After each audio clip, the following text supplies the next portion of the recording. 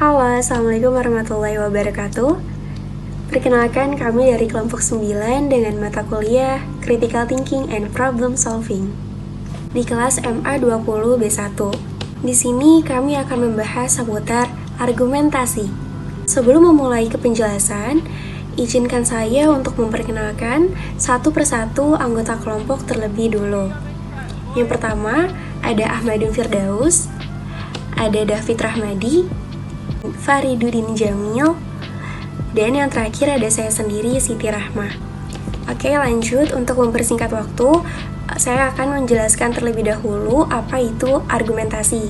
Menurut KBBI, argumentasi adalah alasan yang dapat dipakai untuk memperkuat atau menolak suatu pendapat, pendirian, atau gagasan. Menurut Gary Scaroff tahun 1997, argumentasi adalah suatu retorika yang berusaha mempengaruhi sikap dan pendapat orang lain, sehingga mereka percaya dan bertindak sesuai dengan apa yang diinginkan oleh pembaca atau penulis. Selanjutnya, secara umum argumen adalah sekelompok pernyataan yang beberapa diantaranya premis-premisnya ditawarkan untuk mendukung pernyataan dan menemukan kesimpulan. Ketika kamu memberikan argumen, berarti kamu memberikan seperangkat premis sebagai alasan untuk menerima kesimpulan. Kamu dapat menganggap premis argumen sebagai alasan yang diberikan untuk mendukung suatu pandangan yang diungkapkan dalam kesimpulan di argumen tersebut. Sedangkan argumentasi dalam debat adalah bagian yang menjelaskan alasan mengapa setuju atau tidak setuju akan suatu hal. Argumentasi disertai ide, analisis, dan bukti yang mendukung. Fakta atau bukti tersebut harus sejalan agar argumen menjadi logis.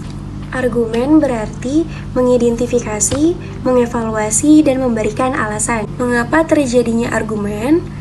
Karena manusia sebagai makhluk sosial dengan berbagai macam perbedaan, diantaranya yaitu cara berpikir. Ketika kita mengajukan argumen, sesungguhnya kita sedang melakukan penalaran atau rationing. Nah, argumen dapat disusun dalam bentuk premis menuju kesimpulan. Contoh dari premis yaitu, para produsen pupuk akan menaikkan harga pupuk. Ini akan menimbulkan efek menurunnya kesejahteraan para petani. Contoh dari kesimpulannya yaitu, jadi para aktivis petani harus mengorganisir petani untuk menolak kenaikan harga pada pupuk. Ciri-ciri argumen. Ciri-ciri argumen terdiri dari 4 poin. Yang pertama, minimal terdiri dari 2 proposisi. Yang kedua, kedua proposisi mempunyai hubungan sekuensialis. Yang ketiga, proposisinya kategoris. Dan yang keempat, ada premis dan kesimpulan. Jenis argumen beserta contoh kalimatnya. Jenis argumen terdiri dari 3 jenis. Yang pertama, ada argumen deduktif. Yang kedua, ada argumen induktif. Dan yang ketiga, ada analogi induktif. Kita ke argumen deduktif terlebih dahulu.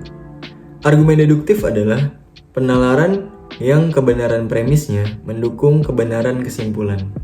Dan contoh kalimatnya adalah semua makhluk hidup membutuhkan makanan. Manusia adalah makhluk hidup. Jadi manusia membutuhkan makanan. 2. Argumen induktif. Argumen induktif adalah penalaran yang berangkat dari premis khusus untuk menarik kesimpulan yang bersifat umum. Dengan contoh kalimatnya adalah bulan Februari tahun lalu Jakarta banjir. Bulan Februari tahun sebelumnya Jakarta banjir. Demikian juga bulan Februari tahun ini Jakarta banjir. Karena itu, pada Februari tahun depan Jakarta akan banjir. 3. Analogi induktif. Analogi induktif adalah proses penalaran untuk menarik kesimpulan tentang kebenaran suatu gejala khusus yang memiliki sifat esensial yang sama. Dengan contoh kalimatnya adalah rambutan A warnanya merah, rasanya manis. Rambutan B warnanya merah, rasanya manis. Rambutan C warnanya merah, rasanya manis. Rambutan D warnanya merah, jadi rambutan D rasanya manis. Non-argumen adalah kalimat yang tidak berisi kalimat pro dan kontra. Non-argumen dibagi menjadi 4 bagian. Yang pertama, eksplanasi. upaya menunjukkan bagaimana sesuatu itu benar atau menggambarkan kualitas sesuatu. Yang kedua, persuasi, upaya verbal atau nonverbal untuk mempengaruhi opini lewat kata-kata yang menyentuh ego, rasa bersalah, prasangka, dan keresahan orang lain. Yang ketiga, ilustrasi, hanya bertujuan membuktikan contoh-contoh sebuah klaim. Yang keempat, laporan, hanya bertujuan menggambarkan dan menginformasikan suatu hal. Tulisan argumentasi bertujuan untuk meyakinkan pembaca, termasuk membuktikan pendapat atau pendirian dirinya. Bisa juga untuk membujuk pembaca agar pendapat penulis dapat diterima.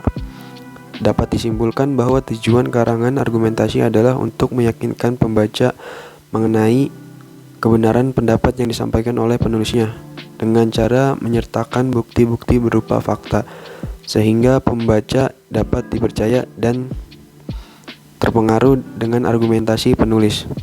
Karangan argumentasi adalah genre tulisan yang mengharuskan untuk yang pertama menyelidiki suatu topik sebelum memberikan argumen. Yang kedua, mengumpulkan, menghasilkan, dan mengevaluasi bukti. Yang ketiga, menetapkan posisi pada topik secara singkat. Jenis-jenis karangan argumentasi. Berdasarkan cara pengembangannya, karangan argumentasi dibedakan menjadi dua, yaitu karangan argumentasi sebab akibat dan karangan argumentasi akibat sebab. Karangan argumentasi sebab akibat yaitu berisi paragraf yang diawali dengan beberapa pendapat yang merupakan sebab.